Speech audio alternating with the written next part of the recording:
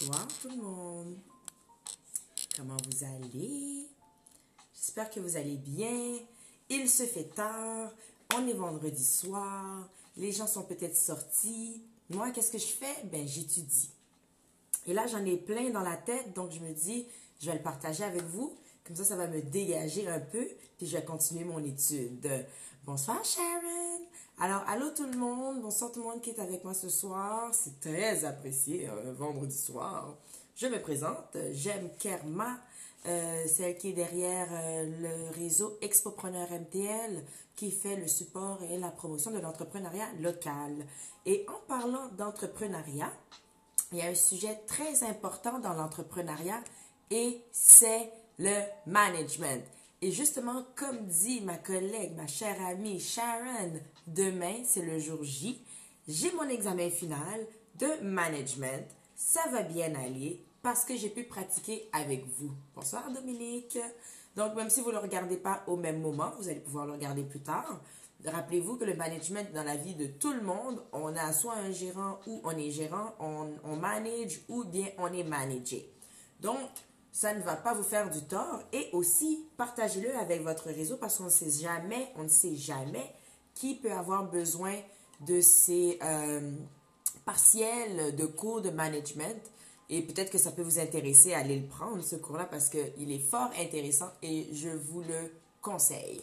Alors sans plus tarder, je vous disais que mon examen c'est demain. Il restait quelques petites notions à voir avec vous. C'était la planification, l'organisation, la direction et le contrôle. Pour le contrôle, mon étude n'est pas encore à la fine pointe de ce que j'aimerais vous présenter. Donc, je pense en faire un demain avant l'examen. Vous risquez d'être là, vous risquez d'être pas là, mais au moins, ça va me permettre de vous avoir donné la théorie. Ça va vous donner la théorie, puis vous allez pouvoir la regarder éventuellement.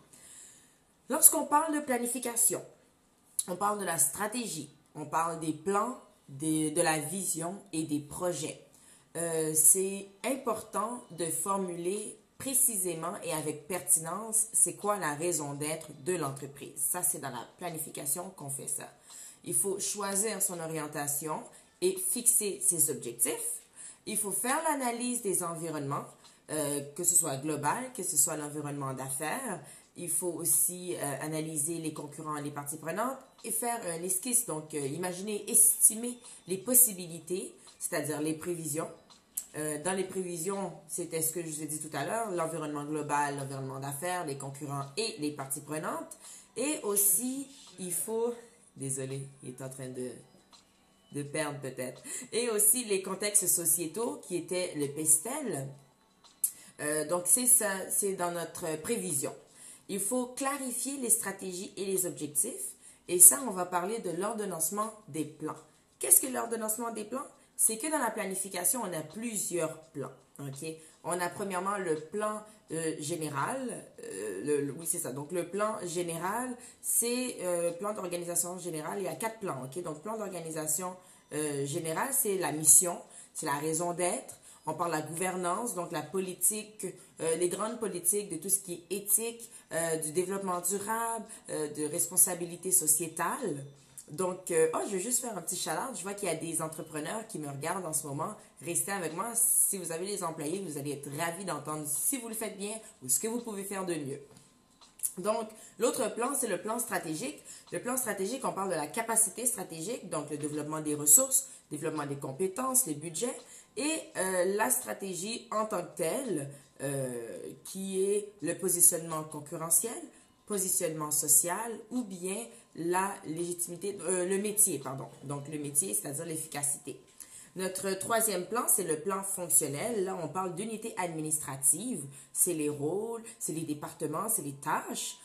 Et ensuite, on parle d'allocution des ressources. Donc, les ressources, c'est-à-dire l'argent, les employés, les outils.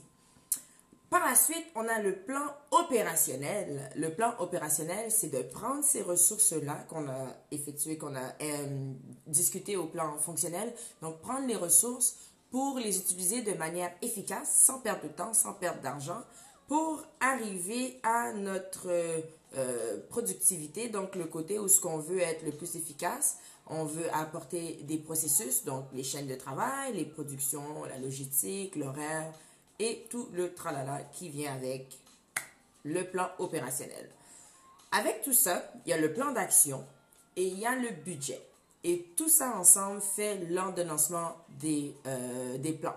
Oui, monsieur Nick, je suis au HEC, mon examen c'est demain. Et toi? Si oui, on a une période d'études prévue demain matin. Holla at me, je vais te dire où, quand, comment et surtout pourquoi. On continue.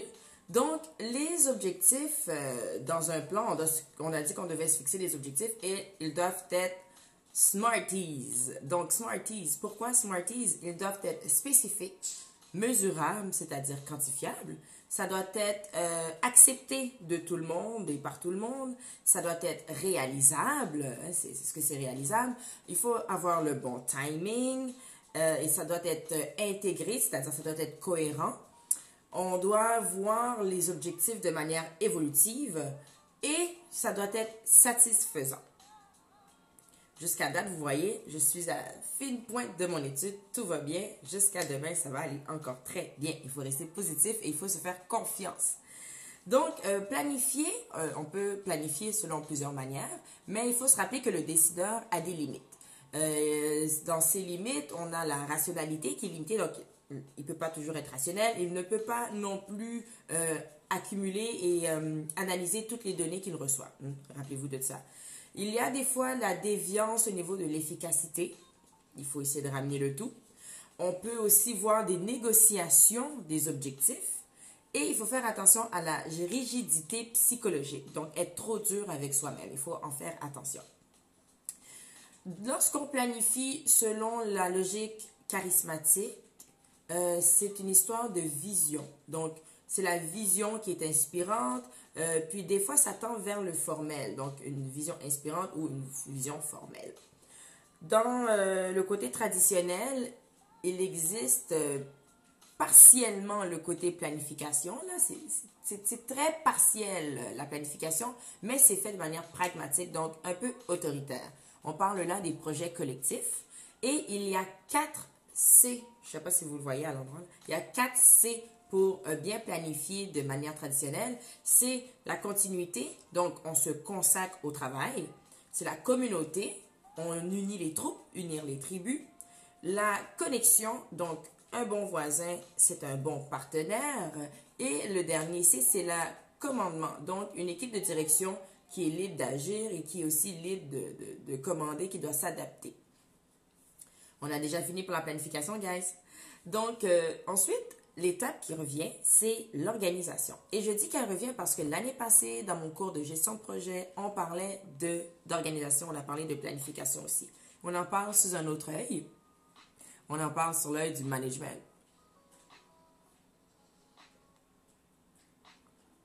L'organisation, elle, c'est la structure. Et on structure quoi? On structure le système de récompense. On va structurer la sélection et la formation de l'équipe. On va structurer les processus latéraux et les capacités organisationnelles. On voit 7 mécanismes, donc 7 configurations qui tournent autour de 5 choses bien simples. Le sommet hiérarchique, la ligne hiérarchique, et ça, c'est le centre opérationnel. On a la structure pas la structure, on a le technostructurel ou la technostructuralité, la technostructure, appelez ça comme vous voulez, mais ayez-le bien dans votre examen. Et aussi, on a le côté support logistique. Donc, les 7 mécanismes qu'on voit, c'est dans un premier temps le côté entrepreneurial. Donc, la configuration entrepreneuriale, c'est beaucoup relié à une logique d'action charismatique et ça a une coordination de supervision directe. Ensuite, on voit le côté mécaniste. Côté mécaniste, lui, parle plus aux formels, aux personnes qui sont un peu plus formelles. Et il s'agit en fait de la standardisation des procédés de travail. Donc, on fait en sorte que les procédés de travail sont tous pareils. Pardon, j'ai chaud. Par la suite, on a la configuration missionnaire. Ça, c'est du côté traditionnel. C'est la standardisation des normes. Donc, lorsqu'on parle de normes, on parle de tradition. Ça, c'est les trois configurations, les trois mécanismes qui sont propres à une seule logique d'action. Maintenant, on rentre dans ceux qui sont un peu plus hybrides. On commence avec la standardisation des normes. La standardisation, non, c'est pas vrai, excusez-moi, standardisation des résultats. La standardisation des résultats, c'est ce qu'on appelle la configuration divisionnelle. C'est un mélange de formel et charismatique. La standardisation des qualifications, c'est une variante de la standardisation des résultats. Celle-là, on fait plus appel là, aux professionnels. Exemple, un bureau d'avocat, un bureau de comptable, une clinique. Donc, ils ont leurs qualifications et c'est comme ça qu'ils sont coordonnés selon leurs qualifications. Et ça, c'est un mélange de tradition et de formalité. Par la suite, on a notre petit côté innovant. Le côté innovant, c'est l'ajustement mutuel. Donc, tout le monde se parle, les gens se parlent entre eux et ajustent leur travail, ajustent leur procédé ou même leur but, des fois, selon ce qui s'est dit et leur conversation et leur discussion. Et ça, c'est un beau petit mélange de tradition et de charisme. On a des bonnes idées qui sortent de là, c'est jamais pour rien. Et le dernier, et non le moindre, c'est le mécanisme politique qui, lui, a un pouvoir informel, donc on vous informe, et c'est ça le pouvoir. Et puis, c'est un hybride des trois. On peut penser à ce moment-là aux élections. Dans les campagnes d'élections, c'est souvent ce mécanisme qui sert pour organiser le tout. Si on parle de division et coordination du travail, on a quelques manières de faire. Il y a le travail autonome, donc je sais ce que je fais, je le fais. Il y a le travail autonome parallèle, ça c'est lorsque il y a beaucoup de résultats et donc il y a plusieurs travailleurs autonomes qui font leurs affaires, mais qui ont quand même une ligne directive, ils ont quand même une direction. La supervision du travail, donc on vérifie tout de suite qu'est-ce qui se passe, tandis qu'il y a la standardisation du travail. Donc, il y a la supervision du travail. Et il y a la supervision du travail spécialisé. Donc, on a à peu près toute la même tâche, on avance. Il y a aussi la standardisation du travail spécialisé. On peut penser à Mr. Taylor qui nous parle de tout le monde fait la même chose, une chaîne de production, on sait ce qu'on fait, mais l'un affecte l'autre. Si ton travail n'est pas bien fait ou pas bien terminé, ça va affecter le prochain et vice-versa. Il y a la supervision par l'équipe. Donc, on est une équipe, on se supervise. Oh, il a allumé le sapin de Noël. Donc, on se supervise, comme on disait. Et il y a l'ajustement mutuel, un peu comme tout à l'heure. On se parle et on ajuste nos manières de faire, notre coordination et la manière de diriger. Il y a l'équipe. Donc, ça, c'est des manières de coordination. Donc, ajustement mutuel, c'est une coordination. Il y a l'équipe, donc on coordonne avec notre équipe, on décide, on voit en équipe qu'est-ce qui se passe. Et l'autre, c'est le rôle intégrateur. Donc, on fait venir quelqu'un de l'extérieur pour venir prendre des décisions importantes ou régler des conflits, régler des problèmes. Comme système de récompense, on aime les récompenses. Il y a 3 types de récompenses. Il y a le système extrinsèque financière. Extrinsèque, c'est quelque chose qui vient de l'extérieur. Financière, donc c'est de l'argent. C'est un bonus, un chèque, une augmentation de salaire, de l'argent, des tubes, du fiero, de l'argent. Et puis, on a l'extrinsèque non financière. Donc, admettons, votre patron vous félicite et vous récompense avec un billet de cinéma. Ce n'est pas une nécessité, ce n'est pas quelque chose à laquelle vous aviez tant besoin, mais ça fait plaisir à recevoir et ce n'est pas de l'argent. Et la troisième manière de se récompenser, c'est nous-mêmes. Soyez fiers de vous et c'est la récompense intrinsèque. Lorsqu'on parle de diriger, on arrive à diriger. Et d'ailleurs, c'est le dernier sujet que je vais aborder ce soir parce que contrôler, j'ai encore besoin d'étudier là-dessus. Je vais vous le présenter demain, je vous promets. Alors, diriger, on dirige de 3 manières. De manière autoritaire, avec le leadership, ou par la sagesse. Lorsqu'on parle d'autoritaire, on parle plus de formalité, de la logique d'action qui est formelle. Et il y a quelques petits trucs que le manager qui est plus formel doit faire quand on parle de diriger. même s'il n'est pas formel, il y a quand même des trucs qu'il doit faire. Il doit avoir une connaissance approfondie de son personnel et une connaissance approfondie des conventions qui lient l'acteur, donc c'est-à-dire l'employé, à l'entreprise. Il doit, malheureusement, éliminer les incapables. C'est dur, hein? Mais c'est ça le formel, c'est rigide. Donc, il doit éliminer les incapables, il doit tenir des conférences et des rapports, il doit faire des inspections périodiques sur tout ce qui est le social, donc le corps social. Il ne doit pas se laisser atteindre par les détails. Et le plus important, c'est qu'il favorise l'union, les activités, le dévouement et j'ai oublié ce mot-là, mais c'est être autonome, avoir de l'initiative. Donc, il doit favoriser l'initiative. Pour diriger, on a aussi des mécanistes. Il y a certains mécanismes qui doivent être la standardisation, l'apprentissage ou l'endoctrinement. Donc, pensez à la religion quand on parle d'endoctrinement. L'apprentissage, c'est plutôt je te donne ce que je sais, je te transfère ce que je sais de manière père en fils, comme on dit. Et puis, la standardisation, c'est que je veux que tout le monde ait les mêmes choses à faire, les mêmes manières de penser. Vous reconnaissez les trois manières. Et puis, ce que j'ai oublié de vous dire, c'est que les instructions doivent être réalistes, elles doivent être complètes, claires, elles doivent être écrites ou orales et vérifiées. Pardon. Alors, oui, donc c'est ça. Lorsqu'on parle des instructions, j'ai déjà parlé des instructions. Par exemple, on peut avoir une manière de diriger qui est consultative. À ce moment-là, lorsque c'est consultatif, il faut voir les pour et les contre. Dans les pour, on a le fait qu'on consulte les gens. Ça leur donne ce sentiment qu'ils sont importants. On les intègre dans la prise de décision. Ils se sentent concernés. Ils ont contribué à tout ce qui est la prise de décision. Dans le fond, c'est la direction. Hein? Lorsqu'on parle aussi de consultatif, on a des meilleurs résultats. C'est très simple. La raison pour laquelle on a des meilleurs résultats, c'est qu'on demande aux acteurs qu'est-ce qu'ils pensent et qu'est-ce qu'ils aimeraient faire et quelles suggestions est-ce qu'ils ont. Dans un autre ordre d'idée, on a aussi le fait que, je connais la matière, il faut que j'arrête de regarder le laptop.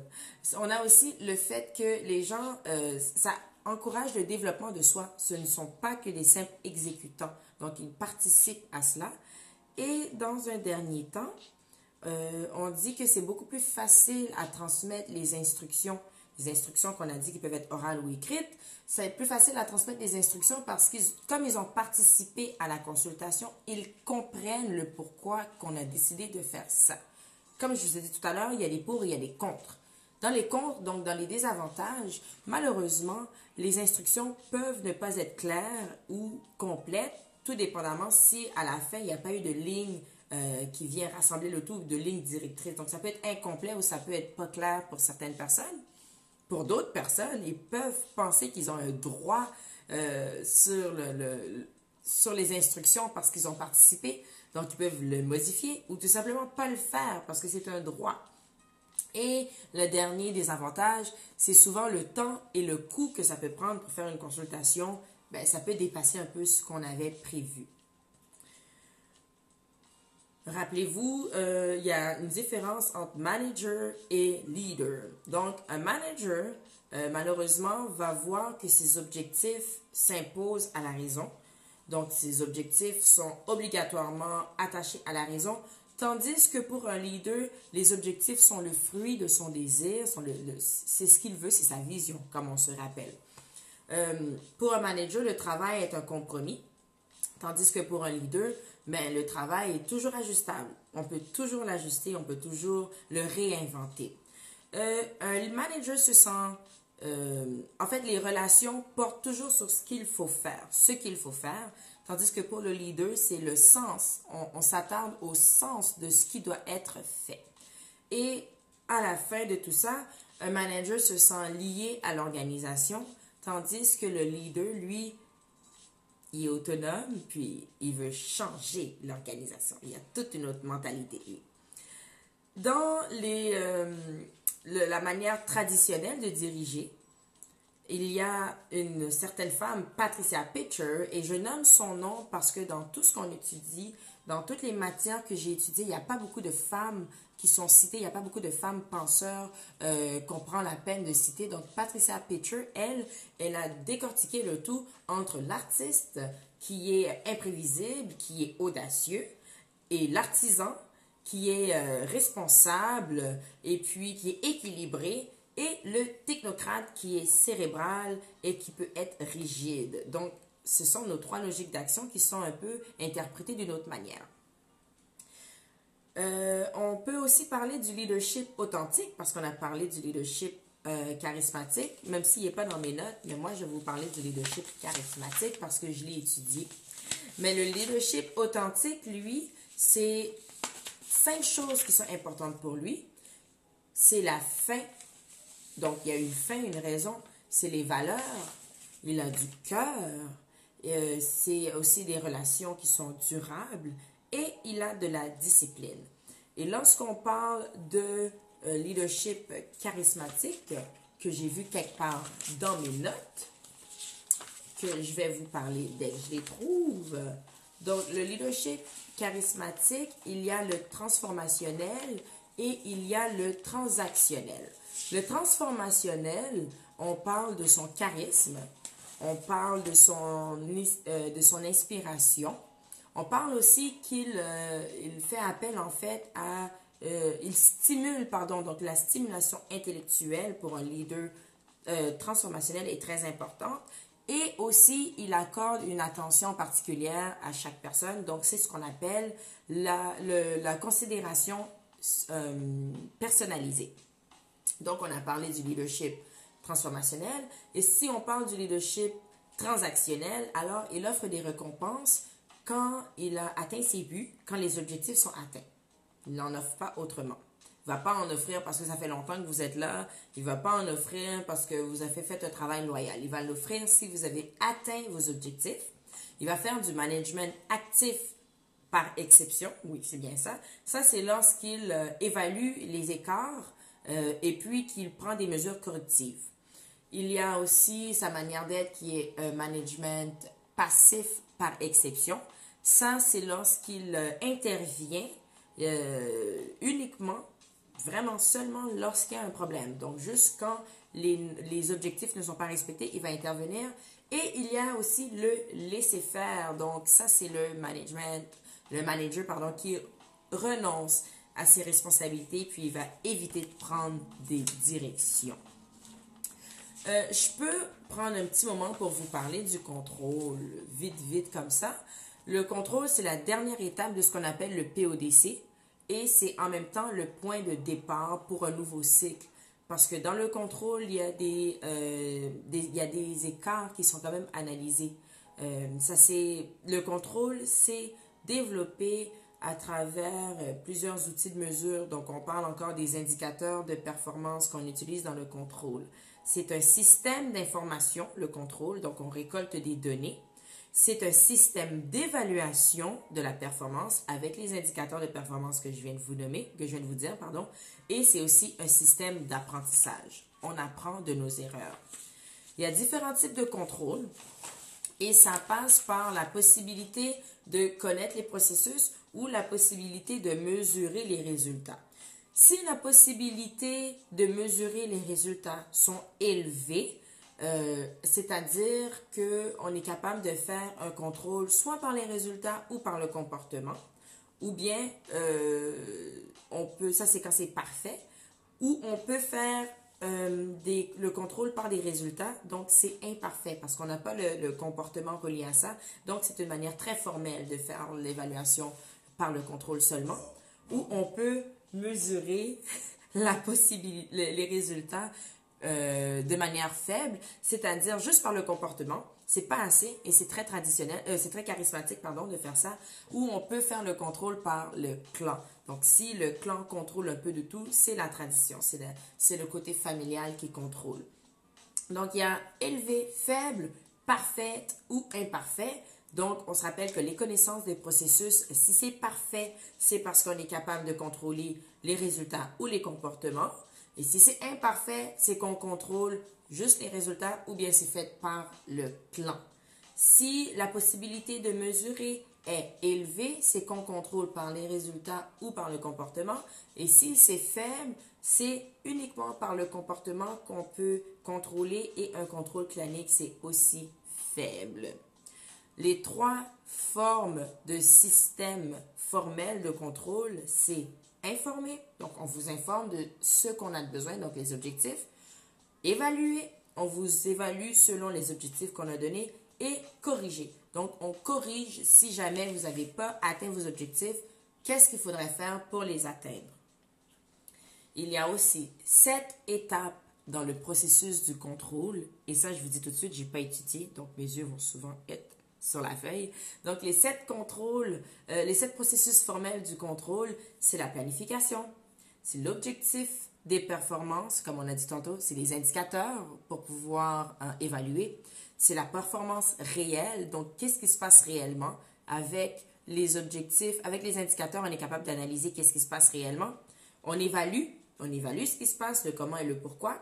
On regarde encore les écarts de performance, on analyse ces écarts et on prend les mesures correctives.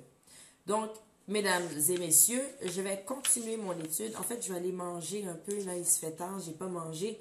Je vais aller manger un peu, finir mon verre de vin, finir mon étude. Il m'en reste vraiment pas beaucoup. Demain, je vous promets, je vous fais un live avant mon examen. J'ai aussi mon étude de cas à réviser. Ça va bien aller. Je suis peut-être pas aussi prête que je le voudrais, mais je pense qu'on pourrait jamais vraiment être prêt pour une évaluation, pour un examen. Donc, on fait de notre mieux. Pour l'instant, moi, ça me fait plaisir de partager tout ça avec vous. Certains vont être appelés à être des managers. Certains sont déjà des managers. Des managers, ça peut aussi être des entrepreneurs, que ce soit une petite entreprise, que ce soit une grande entreprise. Ça peut être des intrapreneurs. Donc, merci Dominique. Je prends la merde pour demain. Allô mon frère. Donc, merci de toujours être là. Partagez. Ce fut un beau live. Il y a des lives que je suis super fatiguée, que je trouve que je ne dis pas grand-chose d'intéressant, mais celui-là, il était bien. Alors, partagez-le. Et puis, merci pour vos souhaits pour l'examen de demain. Sharon, je sais que tu es là. On se voit demain, ma belle. Ciao!